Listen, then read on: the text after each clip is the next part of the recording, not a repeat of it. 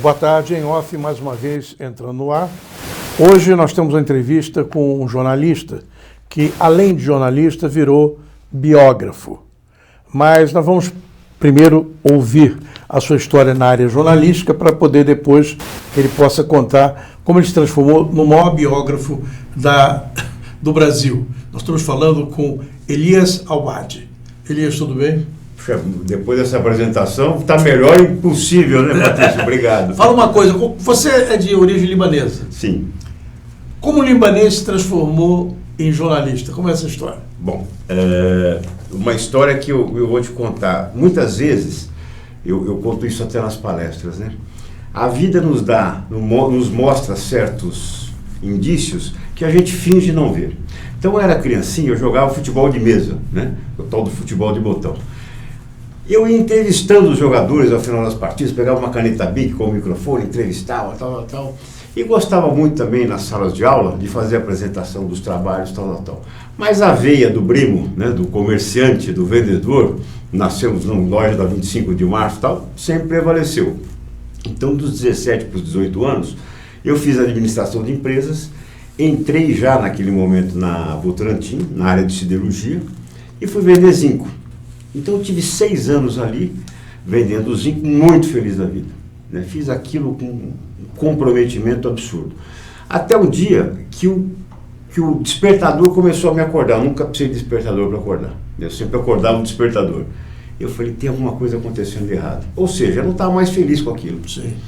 E falei, eu vou fazer então aquilo que eu amo, né? Eu estava numa carreira executiva, né, com um futuro brilhante, mas não estava feliz.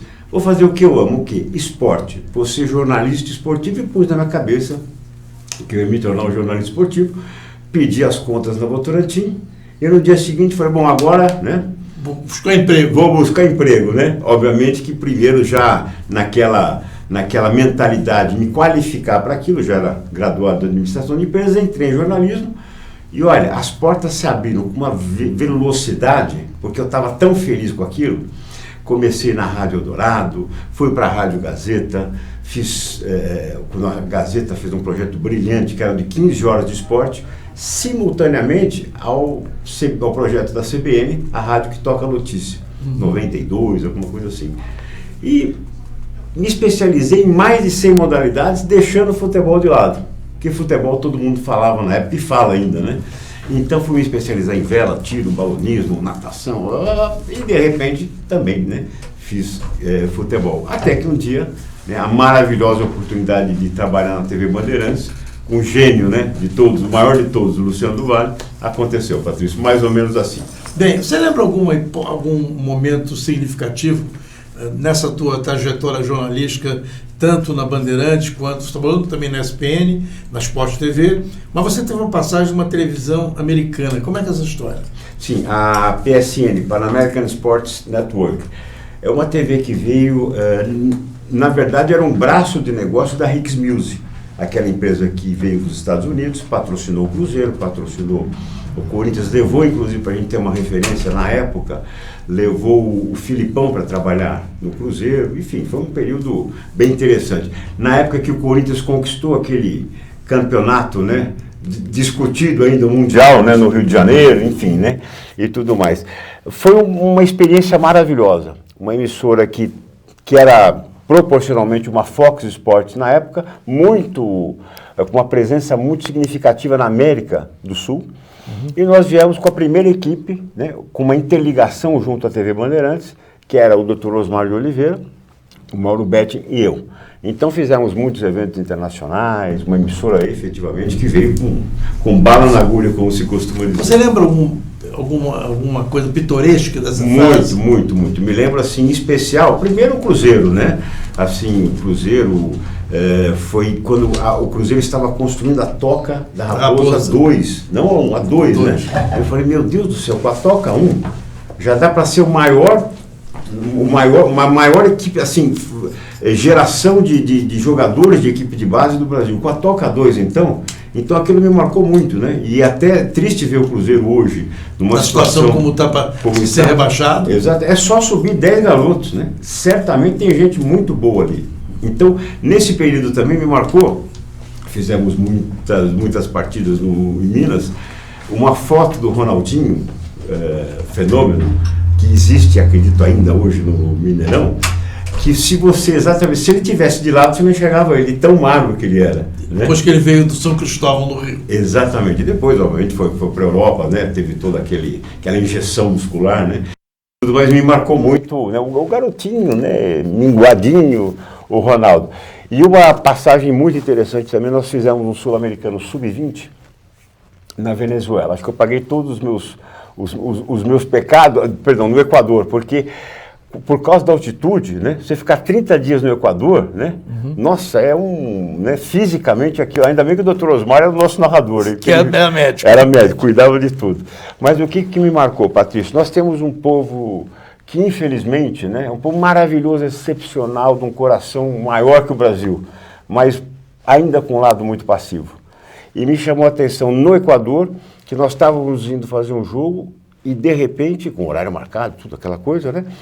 A estrada estava interrompida e não conseguíamos mais. Bom, depois de muito conversar, que era a imprensa tal, que tinha o jogo, nos permitiram passar. Fomos ver o motivo, né, da mobilização das pessoas. Na verdade, eram crianças, né, que colocavam pneus e galhos de árvores ali, atearam fogo em protesto a um aumento de 3% nas mensalidades escolares.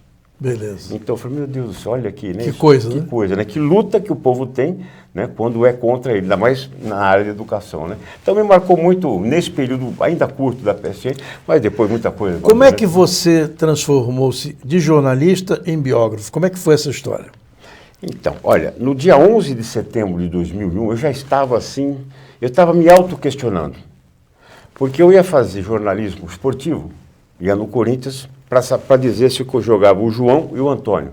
Olha, enquanto eu fiz aquilo motivado, foi o período mais brilhante, mais maravilhoso, né, da minha vida.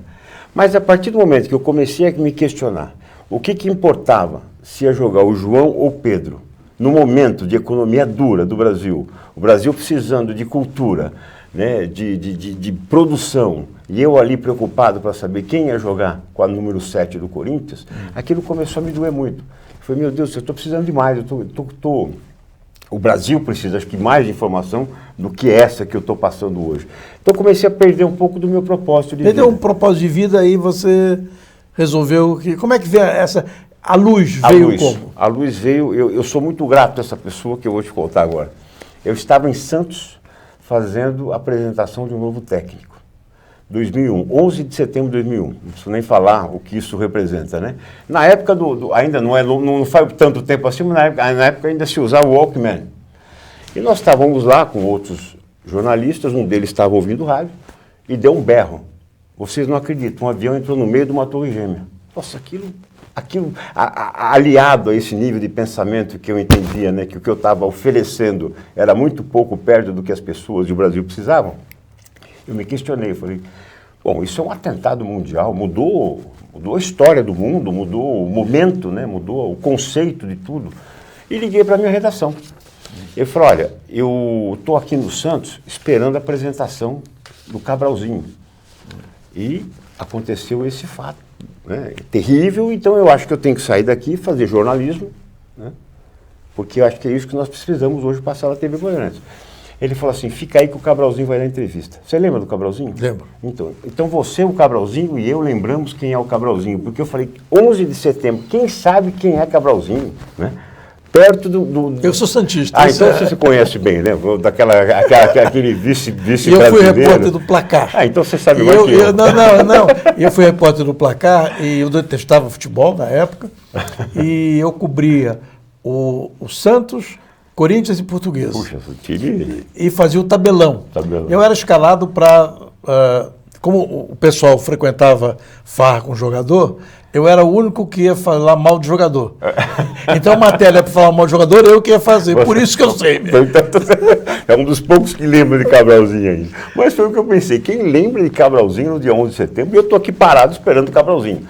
Então eu jurei para mim mesmo que aquele era o último Cabralzinho que eu ia esperar na minha vida, né? Porque tinha um jornalismo muito maior me esperando. E simultaneamente me cai no colo, literalmente me cai no colo a possibilidade de escrever uma biografia. Eu amo acaso.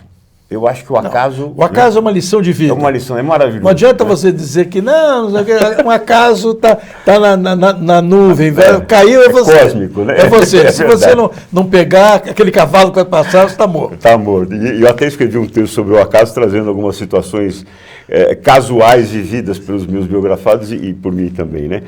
Então, por um acaso, houve um erro de interpretação de uma informação e o médico pediu para a dona de uma editora, a qual a minha esposa, que é da área de pesquisa e tudo, havia feito, né, desenvolvido um livro. Então, ele pediu um jornalista, ela falou dela, a moça falou dela, ele ligou para ela, pensando que ela era jornalista. Bom, o jornalista era eu. Quando eu fui saber quem era o amigo do médico, eu soube que era o Samuel Klein, fundador da Casa Bahia. O homem que inventou o carnê da Casa Bahia. O homem que inventou o varejo. O varejo. Antes o polonês que inventou o varejo. Exatamente. Então, ele falou, o meu amigo quer fazer um livro e tal. Eu falei, meu Deus do céu. Aí, Patrício, aí eu comecei a entender os meus propósitos de vida. Vamos mostrar a capa do livro da Casa Bahia, do Samuel Klein. Nós temos a capa, mas vamos ver se a capa entra ou não. Quando essa aí, a capa do tá na 7ª edição e deixar agora. viver. 7ª edição? 7ª edição. Foi muito difícil. Quanto tempo você levou para encontrar o Samuel Klein? Como é que foi a concepção do livro? Ele colocou algum obstáculo? Como é que foi a história? Bom, dentro dessa conversa, eu confesso para você que eu falei, meu Deus do céu, eu não estou preparado para escrever esse livro. Né? Não estou preparado, né? Mas aí, como eu estava dizendo, aí eu comecei a entender. Bom, primeiro, eu venho de uma família de comércio.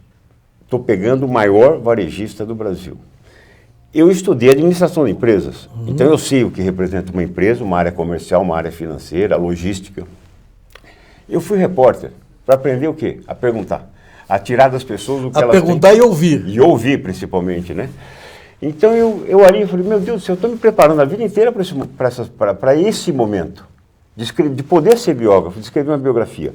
E aí eu tive com o seu Samuel no primeiro encontro, nessa aproximação. Ele era exigente, a beça? Muito, extremamente. Ele já tinha evitado várias pessoas que queriam escrever a vida dele? Com certeza, com certeza. Já tinha realmente... Ele era muito low profile. Um homem que realmente... Homem simples. Muito simples, né? Mas foi rendido, né, ao pedido das pessoas próximas para que ele registrasse a biografia dele. E nesse primeiro contato, eu morrendo de medo, eu falei, eu vou estragar a história desse homem, socorro, né? Ele falou assim, Elias... Quanto maior o problema, maior a oportunidade. Eu falei, bom, eu tenho um baita problema aqui, né? Que é não estragar a história desse homem, mas uma grande oportunidade. E aí eu fiquei pensando, Samuel Klein contrata 60 mil pessoas. Se ele me escolheu para fazer essa biografia, quem sou eu para achar que eu não estou pronto? Claro. Né? Eu estou pronto, né? Se esse homem confia em mim, quem sou eu para duvidar? E eu falei, então vamos para a briga. Bom, foi o meu primeiro projeto e eu quero assim deixar um registro aqui para as pessoas. Quando a gente tem uma oportunidade, o que é a primeira coisa que a gente vai fazer? Se preparar, obviamente. Mas segundo, tentar copiar alguém. Né? Não faça isso. Porque o que é ser diferente? Ser diferente é ser você mesmo. Então eu fiz a biografia, né? Que obviamente que o senhor Samuel viveu, mas aquele estilo de biografia que eu entendia que eu poderia fazer. Uma coisa romanceada, uma coisa gostosa, que explicasse o judaísmo sem ser um livro sobre o judaísmo, que explicasse gestão sem ser um livro administrativo, que explicasse pessoas, né, sem ser um livro comportamental, e que explicasse a aula de varejo que esse homem nos deu, né, sem ser exatamente só um livro de gestão. Quanto tempo você ficou fazendo o livro? Olha, em torno de 2 anos, mais ou menos. 2 anos? Então, 2 anos e pouquinho, porque foram mais de 100 horas de entrevistas com o Sr. Samuel, mais de 150 entrevistas com pessoas... Você encontrou com ele, gravou? Gravei. Gravava, quer dizer, encontrava simultaneamente? Periodicamente, 2 a 3 vezes por semana, em conversas reservadas. E ali, Patrícia, foi um momento muito especial, porque acredito que muitos conheçam a história do Sr. Samuel Klein, da charrete.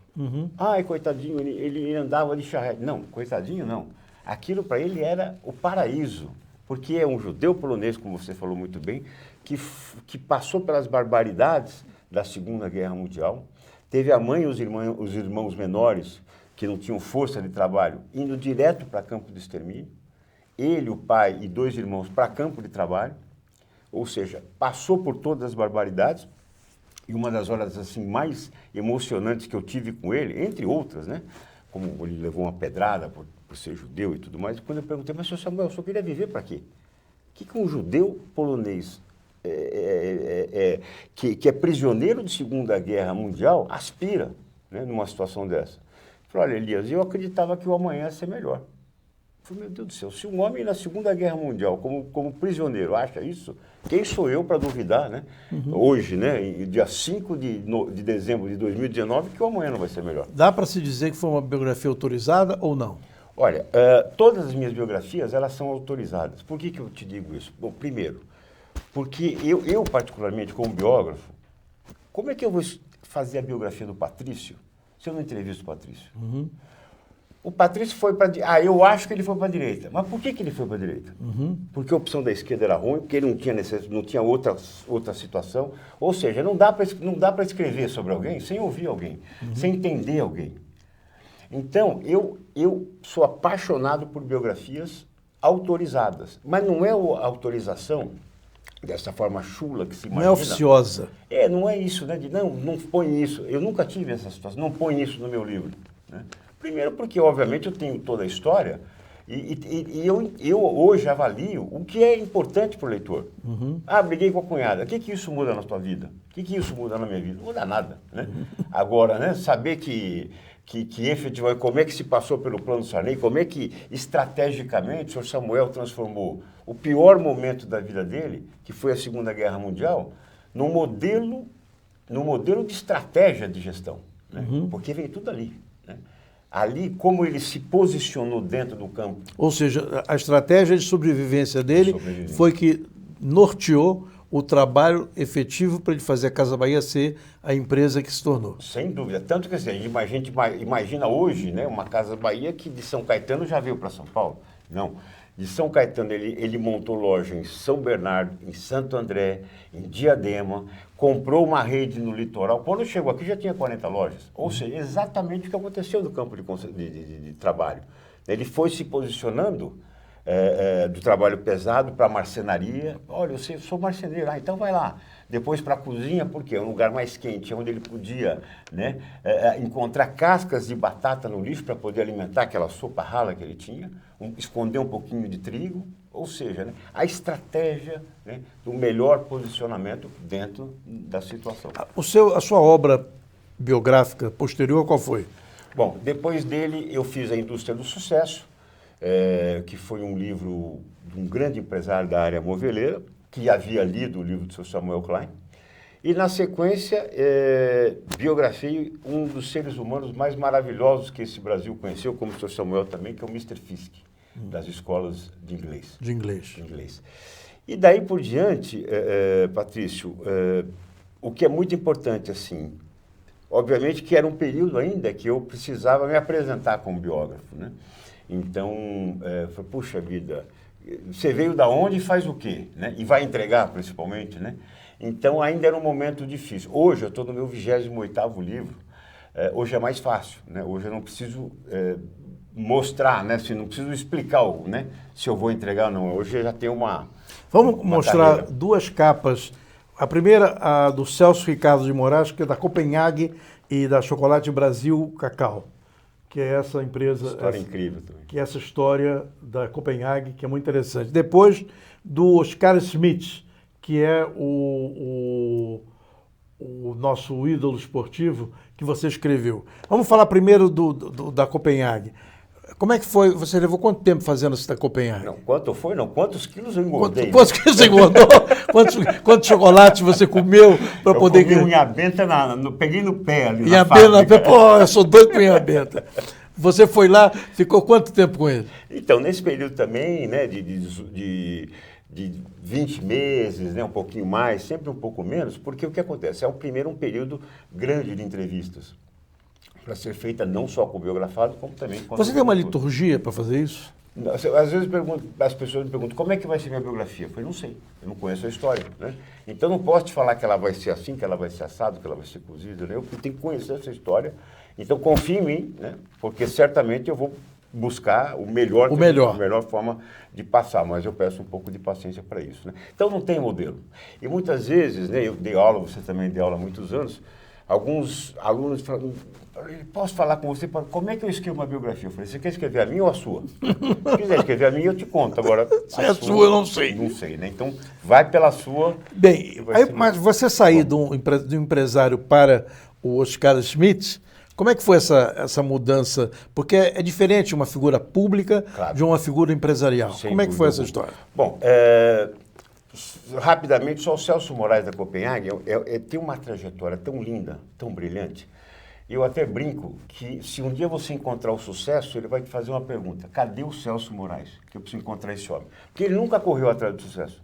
O sucesso é que correu atrás dele. Veio de uma origem humilde e tal, mas fez uma trajetória brilhante com trabalho, com dedicação. Ou seja, não tem outro caminho, né? Como é que eu tenho sucesso? Trabalhando. Hoje a imprensa portuguesa publica uma matéria, eu leio todo dia, e que é o fisco, a Receita Federal Portuguesa não sabe que existem 1.600 ricos portugueses, que esses homens não ganharam dinheiro, uma parte deles não ganhou trabalhando. Ganhou porque recebeu herança da família. Poxa, entendeu? Nossa, então é só para dar um adendo, do que você colocou. Isso é um caso à parte. É um caso à parte. E o Oscar Schmidt? Então, aí eu volto, assim, aquela história de estar me preparando a vida inteira para esse momento. Eu estive com o Oscar há 3 dias, né? Estive na casa dele. Que é uma figura da maior qualidade. Da maior qualidade. E posso dizer para vocês, muito feliz, porque fisicamente o Oscar está no melhor momento desde que a gente, né, soube de tudo que aconteceu. Ele até falou, olha, Elias, o médico me ligou, disse que eu acabei de fazer uma tomografia e é o melhor resultado desde que foi descoberta a doença. Então o Oscar está muito bem fisicamente, muito disposto. E, inclusive, gravei com ele, porque eu tenho um canal no YouTube com o programa Biografias. Então, toda terça-feira, às 8 da noite, sobe um novo programa. E o Oscar foi um dos... Como é o nome do seu canal? Elias Awad. Canal Elias Awad e o programa Biografias, que toda terça-feira sobe uma edição nova. A próxima agora, inclusive, é com o Gustavo Cerbasi, né? Quem é? Desculpe. É o principal educador financeiro do Brasil, um grande best-seller. O Gustavo Cerbasi também é um ser humano maravilhoso. Mas, enfim, são grandes histórias de empresários que eu... O importante é que a história seja boa. Seja boa, sem dúvida alguma. E sempre com um legado importante para transmitir para quem está assistindo. Mas aí, Patrício, veja você. Eu te contei que eu trabalhei em loja, né, no chão de loja, fui, né, da família, fiz administração, entendi empresa e fui repórter esportivo. E aí, mais uma vez, me cai a história do Oscar Schmidt, né? Então, quer dizer, eu estava me preparando para esse momento todo. Então, quando vem o Oscar eu conheço de quadra, né? O Oscar, eu conheço Você a intensidade. Narrou. Sim, vi tudo aquilo, né? A intensidade dele. O Oscar, se quiser te dar um abraço, ele te quebra todos os ossos, né? E se quiser te mandar para algum lugar, você vai parar lá em Marte, né? Enfim, ele é muito intenso em tudo. Então foi muito gostoso, né? Fazer o livro do Oscar, porque eu vivi aquilo. O Oscar aquilo e tal. A família é um homem muito família, né? Com uma família presente. Teve 13 anos na Europa, enfim, eu conhecia aquela história. Agora, como é que eu transformo isso num legado do Oscar? Então, aí, toda essa experiência de passar pelas biografias, pelas histórias... Na biografia tem a parte da doença dele, não? Sim. Está tudo ali, tudo registrado, como aconteceu, o desenrolar, né, a atualização desse fato todo. Quanto tempo você levou fazendo? O Oscar, em torno de uns 14 meses. Vamos falar 14, que é o número de sorte dele, né? 14, pronto. 14 e você meses. você encontrava com ele pessoalmente, gravava? Pessoalmente. Fazia um textão, depois voltava, renovava? E assim, o momento de entrevista é um momento muito especial, né? Então, é um momento que eu foco mesmo, porque ouço você, enfim, eu já vou construindo aquilo na minha mente. Então, ouvi o Oscar e muita gente, né?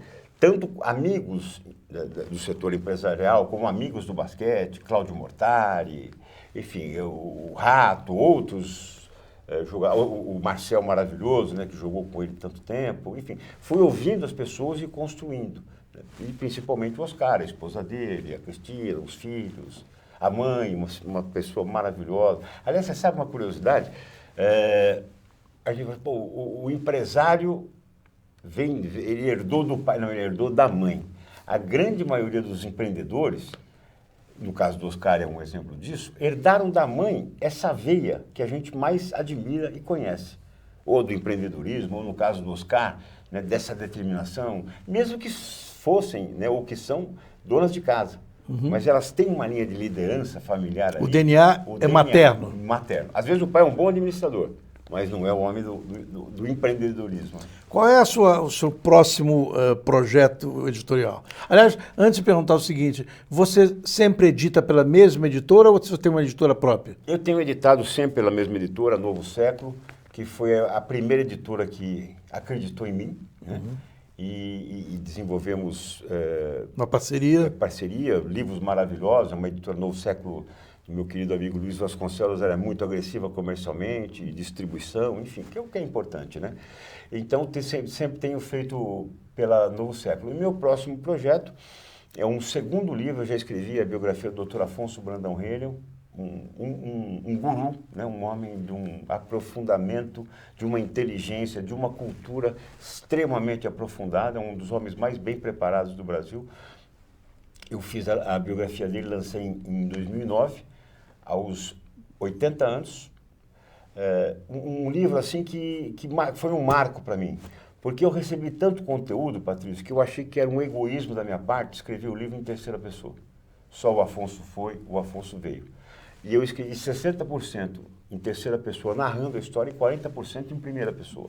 Então, veja o nível, né, de aprofundamento que eu tenho que estar para entender um homem desse, para falar como um homem desse, na respiração de um homem desse, e transformar o legado que ele me transmitiu. São eles que escolhem você como biógrafo ou você os escolhe? Bom, hoje eu confesso para você que nós estamos Bom, efetivamente, o que eu posso te dizer é que sempre são eles que me escolhem. Porque muitas vezes eu encontro uma pessoa, fala assim, do marketing, por exemplo, ou um filho. Elias, você é um cara maravilhoso, adorei você, vou te apresentar para meu pai. Agora, se o pai dele olhar para mim, ou para minha mãe, enfim, né, ou para a pessoa que ele quer que e falar, não fui com a cara desse sujeito, né? Então não adianta nada ele achar que eu sou... Tem que haver uma sintonia entre o entrevistado e o autor. Com certeza, porque olha, Patrício, assim, eu escuto coisas, né, que efetivamente talvez ele não tenha, né, compartilhado com ninguém. Então, assim, o grau de intimidade, de aprofundamento, de sinceridade tem que ser muito grande. Eu vou só relembrar quais foram os outros. Você também fez a história do fundador da Sempre Toshiba, que é o Afonso Brandão Renel. Depois fez também do grupo Zahan, da Copagás, que é o Elze Elias Zahan. Depois fez do dono do Habib's, Alberto Saraiva, da empresária Checo Aoki, do grupo Blue Tree, do Guilherme Paulos, da CVC. Fez também do Haroldo Galassini, presidente da maior cooperativa da América Latina, sediada em Campo Mourão, no Paraná. Isso. Fez também esse outro livro do João Uchoa Cavalcante Neto, Homem que Revolucionou o Ensino Superior Privado no Brasil. Conta um pouquinho essa história desse livro que você está me ofertando aqui, que é um fundador da Universidade Estácio de Sá, de um segmento educacional de grande valia hoje no Brasil. Perfeito. Vou entrar só para te dizer também, eu fiz do Mário Gazin, que é a quarta rede de varejo do Brasil, um homem assim de um aprofundamento, um homem muito humilde, mas de um conhecimento muito grande, e eu costumo dizer que ele é um Samuel Klein em outro formato, né? É um grande homem. O varejo, efetivamente, é fantástico. E dele também acaba de lançar o livro Sucessão Decisiva e Necessária, mostrando o case de sucessão empresarial da Gazin. Muitas vezes, num primeiro contato, vou te dar esse exemplo, depois vou trazer um pouquinho do Dr. Afonso, você já tem uma noção de como é o empresário. Eu, um dia, mantive um contato sobre a possibilidade de uma biografia com o Dr. João Uchoa. Escrevi, liguei para eles, falei, olha, eu sou o Elias, sou biógrafo, fiz alguns tipos, tal, e gostaria de levar a possibilidade de uma biografia para o Dr. João Uchoa. Você pode me passar o material e me deixar um telefone? Tá bom, tudo bem. Deixei o telefone, passei o material por e-mail. Falei, bom, vai ligar, né? De repente, 021. Passou alguns minutos, já me ligou alguém, olha, doutor João, se interessa, quer conversar com você, né? Ele tem alguns livros escritos, me dá o seu endereço. Eu falei, tá bom, passei meu endereço, pedi o endereço deles, ainda o Sedex ainda eram 10, ainda funcionava, né? Porque agora é 20, né? E o Sedex de um dia virou 2, né? Então, então, no dia seguinte, eu já estava com livros dele para ler, ele já estava com os meus livros para ler, e já me ligaram marcando um jantar, um almoço com o doutor João do Rio. Então, foi esse homem construiu a empresa dele numa velocidade de ação, de atuação impressionante. E foi exatamente o que eu encontrei. Um Estácio de Sá que pensava e agia.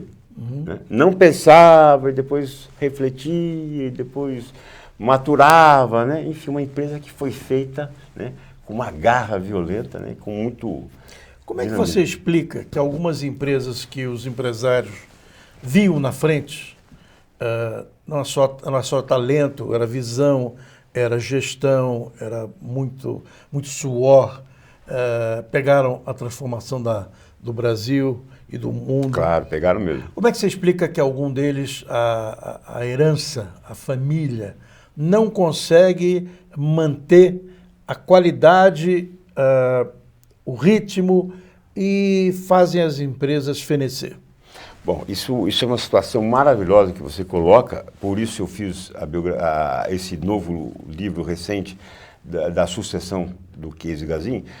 Vamos supor assim, se infelizmente o empresário já não está mais aqui, talvez tenha faltado lá atrás um modelo de governança para a família, né? Alguns profissionais que viessem de fora para trazer essa governança, para explicar para esse pessoal que muitas vezes, né, não é só a linha do herdeiro que vai assumir, mas sim do sucessor, para trabalhar uma segunda, uma terceira geração, como grandes empresas que eu biografei fizeram bem, né? Ou seja, com 17, com 18 anos, já começavam a participar de reuniões do conselho como ouvintes, sem atuar, já trabalhavam inicialmente ali num período, ou foram fazer estágios fora para depois serem admitidos na empresa, passaram por avaliação de RH para ser admitido na empresa, e não, meu avô mandou eu começar amanhã, né? Não é isso. Então, os grandes empresários, né, que pensam no negócio, agem assim. E mais do que isso, vou trazer aqui uma fala de um dos meus biografados. Muitas vezes, né, um herdeiro dificilmente vira um sucessor. Então, porque o sucessor é aquele que efetivamente vive o negócio, entende o negócio e faz a coisa desenvolver. Mas muitas vezes esse sucessor vira um herdeiro no meio do caminho. E o que você faz? Tira ele do negócio. Você não pode manter uma pessoa que efetivamente não está preparada ou que não está dando resultado no negócio. Essa é a cabeça do grande empresário. Você diria que o fato desses herdeiros não terem sofrido na carne a transformação que os fundadores tiveram que superar tem vamos dizer, tem um quê nessa sucessor não é bom para a empresa quanto foram aqueles que começaram. Eu estou falando tudo isso porque eu trabalhei na Gazeta Mercantil. Perfeito. Tá? Eu lidei com os empresários também. Mas você tem uma trupe de empresários que pensa no capitalismo selvagem. E tem outro empresário que pensa em construir uma empresa gerando emprego e gerando futuro para o país. Perfeito. Outras empresas ficaram pelo caminho. Perfeito. Uma delas, eu trabalhei, a Editora Abril, que hoje não é nada. Uma pena. Como é que você vê essa situação? Bom, efetivamente, você tem essa situação que você colocou bem porque você viveu. Uma pergunta que eu faço, que a resposta é quase sempre a mesma. Por que o senhor aceita ser biografado? A resposta é para mostrar para os meus netos que o mundo que eles vivem não é o mundo, né, que eu vivi, né, com o qual nós chegamos até aqui. Então, essa é uma preocupação muito grande do empresário. Obviamente que ele quer transmitir o legado, ele entende que ele construiu algo com um trabalho, perseverança, com modelos de liderança, gestão, e quer passar isso, devolver isso para a sociedade de alguma forma. Mas, assim, onde está o alvo ali, aquele alvo que vale 10, né? É o neto. É para mostrar para o neto, né, que efetivamente... Porque ele está vendo, muitas vezes, né, o jovem com um relógio diferente, um carro, né, enfim, um pouco mais, né, equipado, tal, e ele acha, não que não tenha condições, né, mas o que você fez para conquistar isso? Você não foi ganhou. fácil. Não foi fácil, né? Você ganhou. Então vai conquistar isso, não é isso que eles querem. Nosso programa está chegando no final, mas eu não posso deixar de perder a oportunidade. Quem quiser conversar, quer dizer, ter a sua vida biografada por você, pode ser empresário ou não, mas tem que alguém que tem uma história de vida consistente deve procurar você por que intermédio? Opa, então vamos lá. Obrigado pela oportunidade, Patrícia. Bom, eu tenho assim, vou deixar aqui alguns contatos, né? Primeiro o e-mail, que é eliasawad, eliasawad@eliasawad.com.br. Então, eliasawad@eliasawad.com.br. Pelo site, que é o eliasawad.com.br. Pelo canal do YouTube também, né, que, como eu te disse, né, lançamos agora esse projeto maravilhoso com o programa Biografias e muito conteúdo. Então, eu acredito que por aí a gente, né, vai se encontrar, vai ter condições de falar e eu estou torcendo muito pelo sucesso de todo mundo, porque quanto mais sucesso, mais biografia para a gente fazer. Olha o turco aqui. Tá bom. Bem, nós tivemos o prazer de conversar com o Elias Awad, que é um biógrafo, um jornalista e biógrafo, que descobriu o nicho de mercado para contar a história econômica do Brasil através da vida de empresários. Nós voltamos na próxima semana. Muito obrigado e até lá.